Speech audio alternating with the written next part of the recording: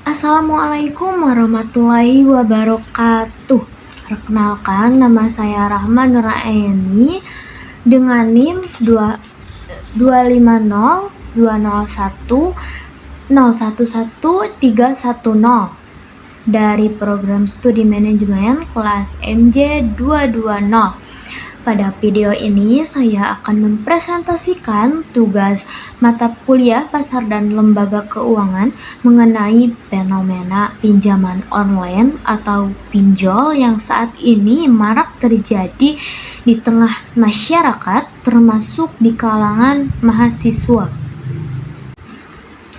Saat ini layanan pinjaman online tumbuh sangat pesat karena kemudahan dan kecepatan prosesnya.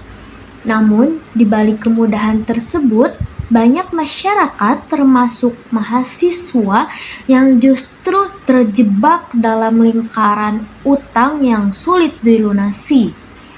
Banyak korban pinjol ilegal yang dilaporkan setiap tahunnya dengan bunga yang sangat tinggi dan tidak transparan.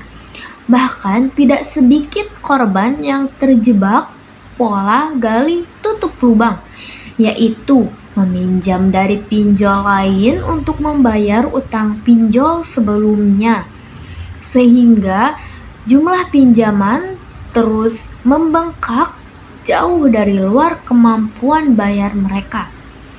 Kondisi ini tentu menjadi perhatian serius, dan menurut saya penyelesaiannya membutuhkan peran dari 3 pihak, yaitu pemerintah, konsumen, dan mahasiswa sebagai agen perubahan.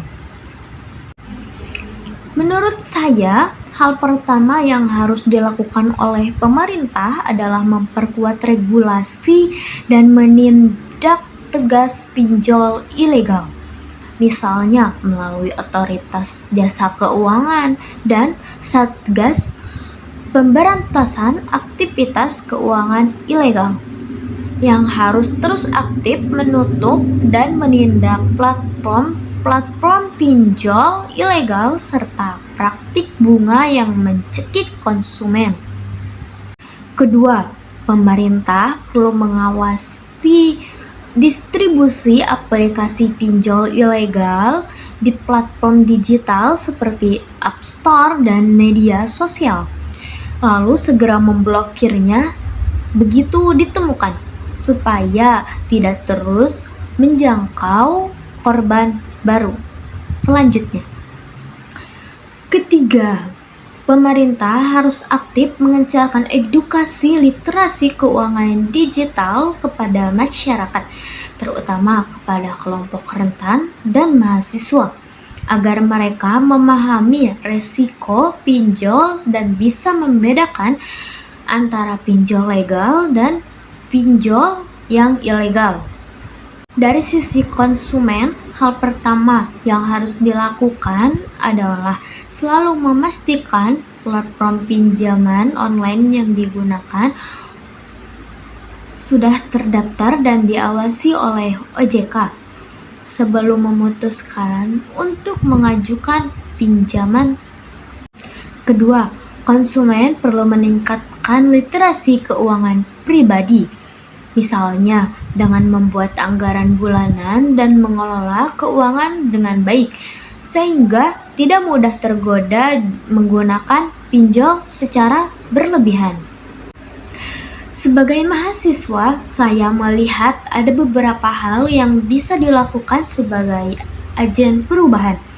Pertama, aktif memberikan edukasi dan sosialisasi tentang bahaya pinjol kepada teman, keluarga, dan masyarakat di sekitar kita.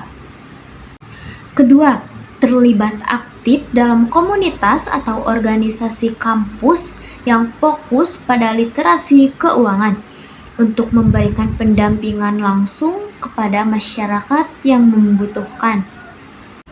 Ketiga, menjadi contoh atau teladan dengan menerapkan gaya hidup hemat dan bijak secara finansial, sehingga tidak ikut terjerumus dalam gaya hidup konsumtif berbasis utang.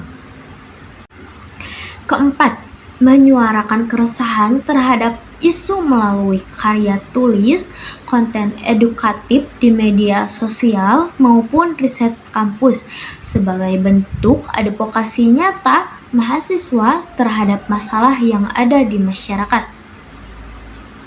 Sebagai kesimpulan, mengatasi maraknya pinjaman online dan jerat utang pinjol membutuhkan sinergi dari tiga pihak: pemerintah melalui regulasi dan pengawasan yang tegas, konsumen melalui kehati-hatian dan literasi keuangan pribadi, serta mahasiswa sebagai agen perubahan melalui edukasi, pendampingan, dan keteladanan di lingkungan masyarakat.